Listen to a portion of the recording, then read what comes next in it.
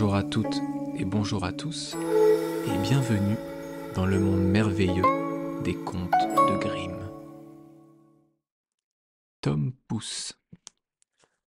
Un pauvre laboureur, assis un soir au coin de son feu, dit à sa femme qui filait à côté de lui: « Quel grand chagrin pour nous de ne pas avoir d'enfants. Notre maison est si triste, tandis que la gaieté et le bruit animent celle de nos voisins. » « Hélas !» dit la femme en poussant un soupir. « Nous en aurions un gros comme le pouce, que je m'en contenterais, et nous l'aimerions de tout notre cœur. »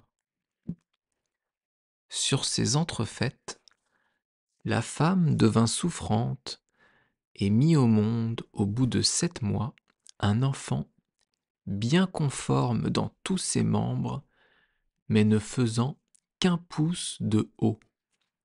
Ils dirent: « Il est tel que nous l'avons souhaité, et nous ne l'aimerons pas moins de tout notre cœur. » Ils l'appelèrent Tom Pouce à cause de sa taille. Ils ne le laissaient manquer de rien. Cependant, l'enfant ne grandit pas et conserva toujours sa petite taille. Il avait les yeux vifs, la physionomie intelligente, et se montra bientôt avisé et adroit, de sorte que tout ce qu'il entreprit lui réussit. Le paysan s'apprêtait un jour à aller abattre du bois dans la forêt, et il se disait à lui-même: « Ah là là, si j'avais quelqu'un qui voulût conduire ma charrette !»« Père !» s'écria Tom Pouce, « je la conduirai bien. Vous pouvez vous reposer sur moi. Elle arrivera dans le bois à temps. » L'homme se mit à rire. « Mais comment cela est-il possible ?» dit-il. « Mais tu es beaucoup trop petit pour conduire le cheval par la bride. »« Ça ne fait rien. Si maman veut atteler, je m'installerai dans l'oreille du cheval et je lui crierai où il faut qu'il aille. »« Eh bien, dit le père, nous allons essayer. » La mère attela et installa Tom Pouce dans l'oreille du cheval. Le petit homme lui cria le chemin qu'il fallait prendre. « Dia, dia !» Et le cheval marcha ainsi, comme s'il eût été guidé par un véritable charretier. La charrette arriva dans le bois par la bonne route. Au moment où la voiture tournait au coin d'une haie, tandis que le petit criait « Dia, dia !» 2 étrangers vinrent à passer. « Voilà !» s'écria l'un d'eux, « une charrette qui marche sans que l'on voie le charretier, et cependant on entend sa voix. »« C'est étrange en effet, » dit l'autre. « Suivons-la et voyons où elle s'arrêtera. » Elle poursuivit sa route et s'arrêta juste à l'endroit où se trouvait le bois abattu. Quand Tom Pouce aperçut son père, il lui cria: « Tu vois, père, me voilà avec la voiture. Maintenant, viens me faire descendre. » Le père saisit la bride du cheval de la main gauche et de la main droite retira de l'oreille son fils et le déposa à terre. Celui-ci s'assit joyeusement sur un fétu. En voyant Tom Pouce, les 2 étrangers ne surent que dire dans leur étonnement. L'un d'eux prit l'autre à part et lui dit: « Écoute, ce petit être ferait notre fortune si nous l'exhibions pour de l'argent dans une grande ville. Achetons-le. » Ils s'adressèrent au paysan et lui dirent: « Vendez-nous ce petit bonhomme, nous en aurons bien soin. » Non, répond le père, c'est mon enfant, et il n'est pas à vendre pour tout l'or du monde. Cependant, en entendant cette proposition, Tom Pouce avait grimpé le long des plis des vêtements de son père. Il se posa sur son épaule et de là lui souffla dans l'oreille. « Livrez-moi toujours, père, je saurai bien revenir. » Son père le donna donc aux deux hommes pour une belle pièce d'or. « Où veux-tu te mettre ?» lui demandirent-ils. « Posez-moi sur le bord de votre chapeau. Je pourrai m'y promener et voir le paysage. Je ne tomberai pas. » Ils firent comme il le demanda, et quand Tom Pouce eut fait ses adieux à son père, ils l'emmenèrent avec eux. Ils marchèrent ainsi jusqu'au soir.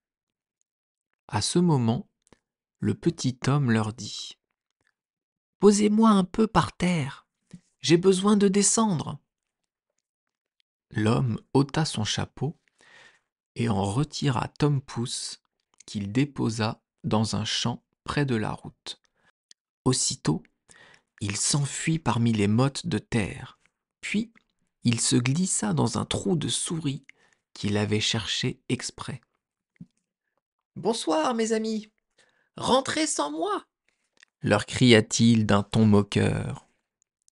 Ils voulurent le rattraper et fourragèrent avec des baguettes le trou de souris, mais c'était peine perdue.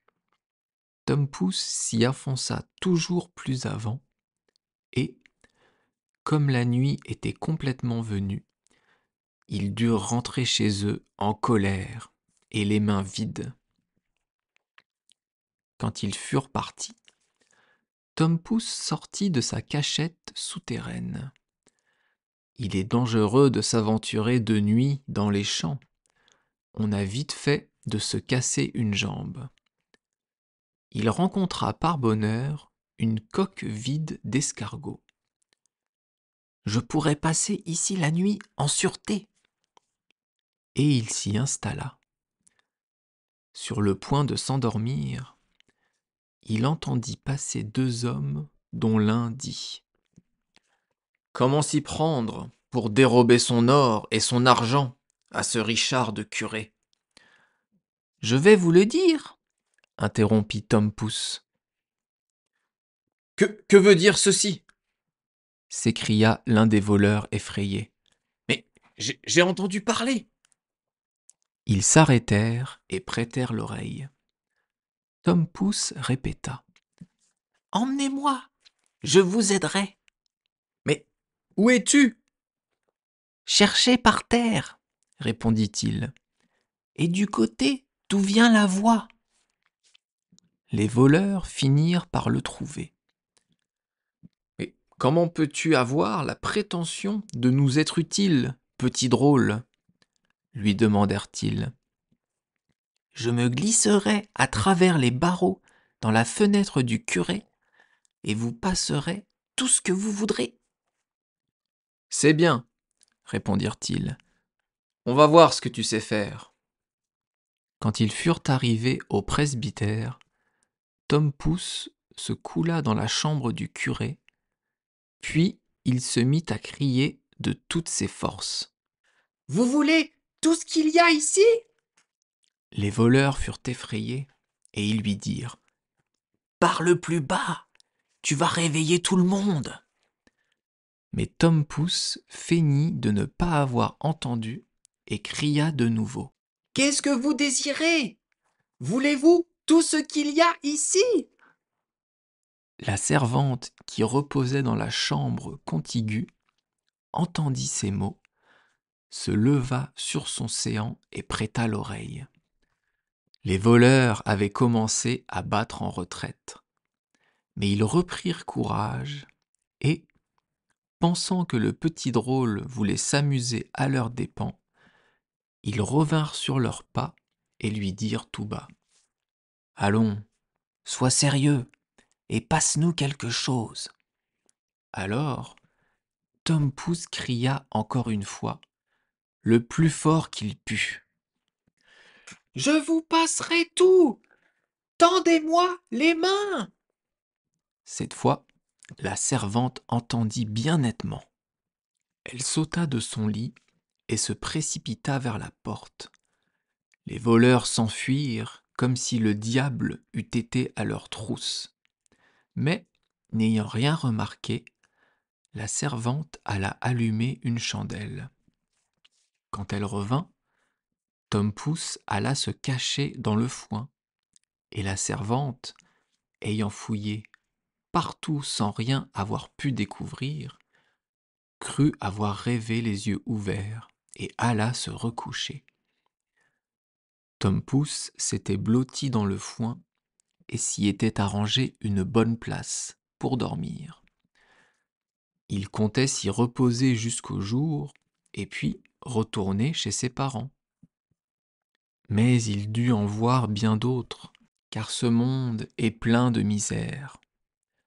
La servante se leva dès l'aurore pour donner à manger aux bestiaux.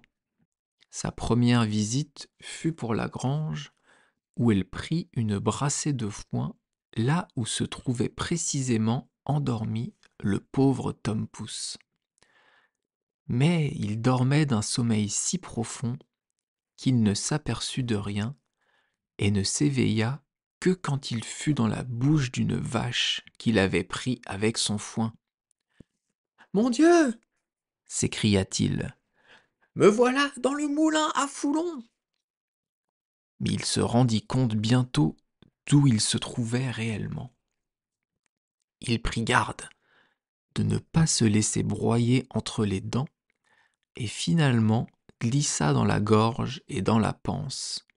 « Les fenêtres ont été oubliées dans cet appartement, » se dit-il, « et l'on n'y voit ni soleil ni chandelle. » Ce séjour lui déplut beaucoup, et ce qui aggravait encore la situation, c'est qu'il arrivait toujours du nouveau foin et que l'espace qu'il occupait devenait de plus en plus étroit. Il se mit à crier le plus haut qu'il put. « Ne m'envoyez plus de fourrage! Ne m'envoyez plus de fourrage !»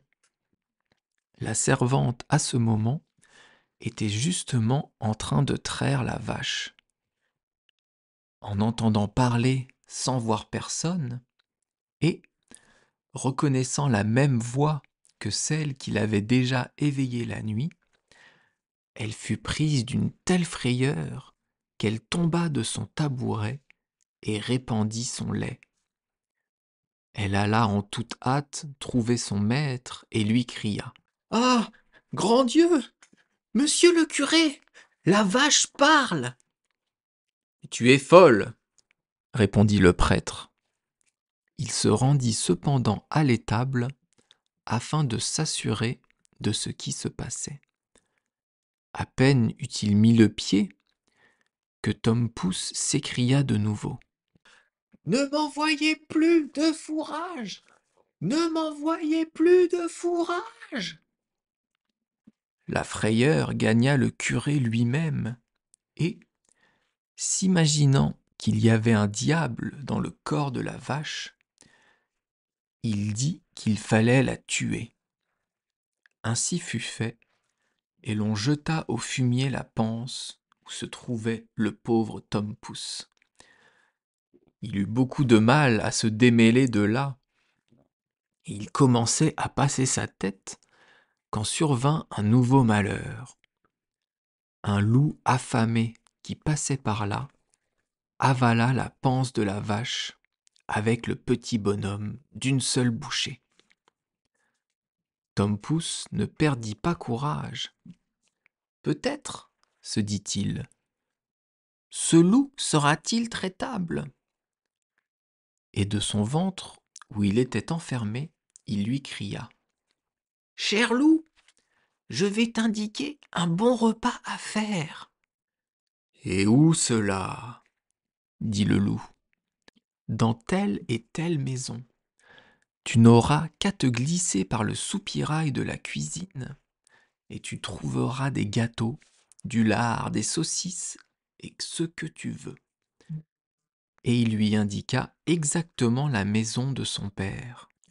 Le loup ne se le fit pas dire 2 fois. Il s'introduisit de nuit dans le soupirail et s'en donna à cœur joie dans le buffet aux provisions. Quand il fut repu et qu'il voulut sortir, il s'était tellement gonflé de nourriture qu'il ne put venir à bout de repasser par la même voie. C'est là-dessus que Tom Pouce avait compté. Aussi commença-t-il à faire dans le ventre du loup un vacarme effroyable, hurlant et gambadant tant qu'il put.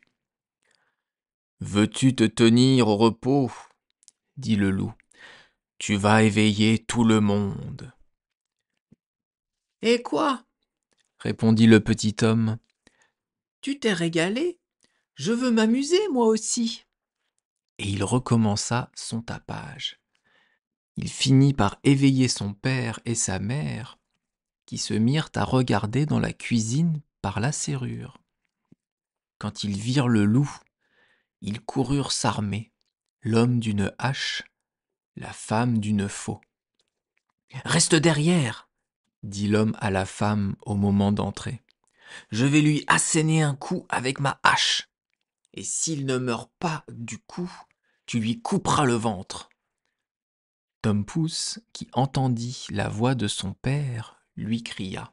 « Cher père, c'est moi, je suis dans le ventre du loup. »« Notre cher enfant nous est rendu !» s'écria le père plein de joie. Et il ordonna à sa femme de mettre la faux de côté afin de ne pas blesser Tom Pouce. Puis il leva sa hache et en porta un coup au loup qui s'étendit mort.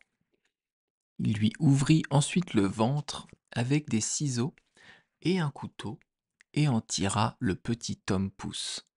« Ah !» dit le père, « que nous avons été inquiets sur ton sort. »« Oui, père, j'ai beaucoup parcouru le monde.